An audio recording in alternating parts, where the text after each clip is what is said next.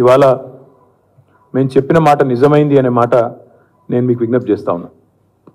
తెలంగాణలో ఈరోజు పల్లెలు తాగునీరు లెక్క తనలాడుతున్నాయి, తల్లడిల్లుతా ఉన్నాయి. పట్టణాలు గొంతెండి అలమటించే పరిస్థితి వచ్చింది.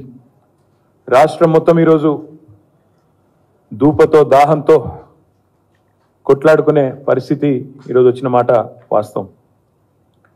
మీరు ఒక నిమిషం చూసినట్టయితే రాష్ట్ర వ్యాప్తంగా ఒక దగ్గర కాదు, ఇవాళ ట్యాంకర్లు మళ్ళొక్కసారి ప్రతి పట్టణంలో దర్శనమిస్తూ ఉన్నాయి. ఇవాళ ప్రతి పల్లెలో ప్రతి పట్టణంలో ఈ రకంగా బిందెలతో మళ్ళీ రోడ్ల మీదకి వచ్చి మహిళా సోదరిమణులు ఆందోళన చేయాల్సిన పరిస్థితి. ఇది హైదరాబాద్లోని ఒక బస్తీ. ఈ రకమైన దుస్థితి హైదరాబాద్లో ఉన్నది. ఇది మేం చెప్పడం కాదు, మీరే పత్రికల్లో మీరే రాస్తా ఉన్నారు. సికింద్రాబాద్ కంటోన్మెంట్లో ట్యాంకర్ల చుట్టూ మళ్ళా నీటి కోసం ముష్టి యుద్ధాలు చేయాల్సిన దుస్థితి దాపురించిన పరిస్థితి. ట్యాంకర్ కోసం ఇవాళ జలమండలి చుట్టూ కార్యాలయం చుట్టూ తిరగడమే కాకుండా మరి పెద్ద ఎత్తున పోరాటాలు చేయాల్సిన పరిస్థితి. దీనికి ఎన్నో ఉదాహరణలు, ఒకటి కాదు రెండు కాదు. ఇది ఈనాడు అనే పత్రిక రాసిన వార్త. సన్నని దార సాలని సరఫరా, అంటే వస్తే కూడా నీళ్లు సరిగా రావట్లేదు, ప్రెషర్ లేదు అని మీరే రాసిన వార్త. ఇది కూడా ఈనాడు రాసిన వార్త. గుక్కేడు నీటి కోసం 40 అడుగుల లోతున సాహసం. ఇది ఈనాడు రాసిన వార్త. మిషన్ భగీరథలో కీలకమైన దిగువ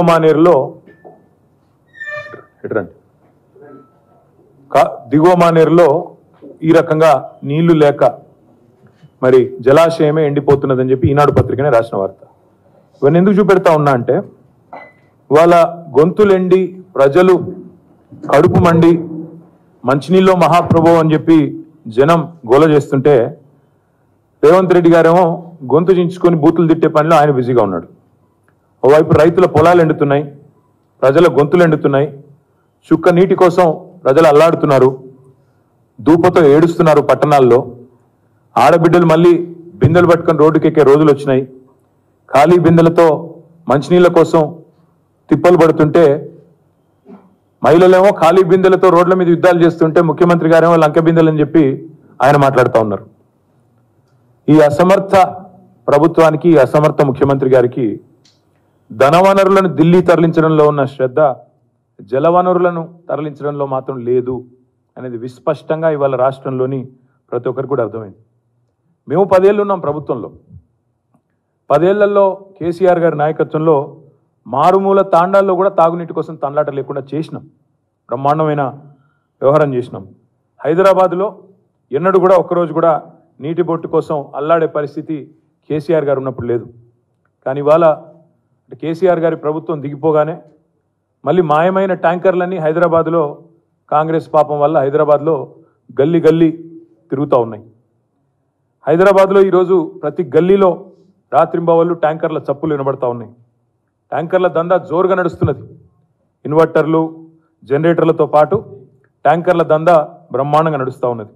కారణం ఏంటంటే ప్రజలు 3-4 రెట్లు ఎక్కువ రేటు పెట్టి, గతానికంటే ఇప్పటికీ 3-4 రెట్లు ఎక్కువ పైసలు పెట్టి ఇవాళ ట్యాంకర్లు బుక్ చేసుకొని కొనుక్కోవాల్సిన దుస్థితి వచ్చిన మాట వాస్తవం. హైదరాబాద్లో ఎవరిని అడిగినా, మీరు కూడా హైదరాబాద్లో ఉంటారు అందరూ, ఎవరిని అడిగినా చెప్తారు ఈ మాట. ఆనాడు మేము ప్రభుత్వంలో ఉన్నప్పుడు మంచినీళ్లను మానవ హక్కుగా గుర్తించి 38,000 కోట్ల రూపాయలతో రూరల్ ఏరియాలో మిషన్ భగీరథ చేపట్టినాం. దాదాపుగా మళ్ళీ 1,000 కోట్ల రూపాయలతో హైదరాబాద్ పట్టణానికి కూడా రాబోయే 50 ఏళ్ల పాటు ఇబ్బంది లేకుండా వాటర్ ప్రూఫింగ్, వాటర్ స్కేర్సిటీ లేకుండా చేసే ప్రయత్నం చాలా బ్రహ్మాండంగా చేసినాం. మరి దాన్ని నిర్వహించే సమర్థత కూడా ఈ ప్రభుత్వానికి లేదు. కనీసం మిషన్ భగీరథ లాంటి ఒక అద్భుతమైన ప్రాజెక్ట్ నిర్మాణం చేసి వాళ్ళ చేతుల్లో పెడితే దాని నిర్వహణ కూడా చేతగాని ప్రభుత్వం ఈ కాంగ్రెస్ ప్రభుత్వం అనే మాట నేను మీకు విజ్ఞప్తి చేస్తా ఉన్నా. వాళ్ళ అనాలోచిత ప్రణాళిక లేని, అవగాహన లేని విధానాల వల్ల ఇవాళ ఎండాకాలం ఇంకా ఇప్పుడే ప్రారంభమైంది. మార్చ్ ముగిసింది, ఇప్పుడు ఏప్రిల్లో అడుగుపెట్టినాం. ఇంకా మే, జూన్ ఇంకా తీవ్రం ఉంటుంది. ఇప్పటికే ఎండాకాలం ఆరంభంలోనే తాగునీటి కోసం తనలాట అనేది తారాస్థాయికి చేరుకున్నది. మేమేమో 24 గంటలు ప్రభుత్వంలో ఉన్నప్పుడు ప్రజలకు 24/7 కరెంట్ ఎట్లు ఇవ్వాలి, తాగునీరు ఎట్లు ఇవ్వాలి, రైతులకు సాగునీరు ఎట్లా ఇవ్వాలని మేము ఆలోచన చేసినాం. కానీ వీళ్ళ ఆలోచన ఎట్లుందంటే వచ్చిందే అబద్ధాల పునాదుల మీద వచ్చినారు. 100 రోజుల్లో ఇది చేస్తాం అది చేస్తాం అని చెప్పి అబద్ధాల పునాదుల మీద గద్దెకెక్కి వీళ్ళు 24 గంటలు ఒకటే పని చేస్తున్నారు. ఎవరిని గుంజాలే, బీఆర్ఎస్ని ఎట్లా దెబ్బకొట్టాలి, ఎవరిని బెదిరించాలి, ఢిల్లీకి ఎన్ని సూట్ కేసులు పంపించాలి, ఇదే ఆలోచన తప్ప ఇవాళ రైతుల గురించి కానీ ప్రజల గురించి కానీ కనీస పట్టింపు కూడా ముఖ్యమంత్రి గారికి లేదు. అందుకే సాగునీరు అందక ఒకవైపు రైతులు సతమతం అవుతున్నారు, తాగునీరు అందక ఒకవైపు ప్రజలు ఇబ్బందులు పడతా ఉన్నారు. 100% మళ్ళీ చెప్తా ఉన్నా, నొక్కి వక్కానిస్తా ఉన్నా.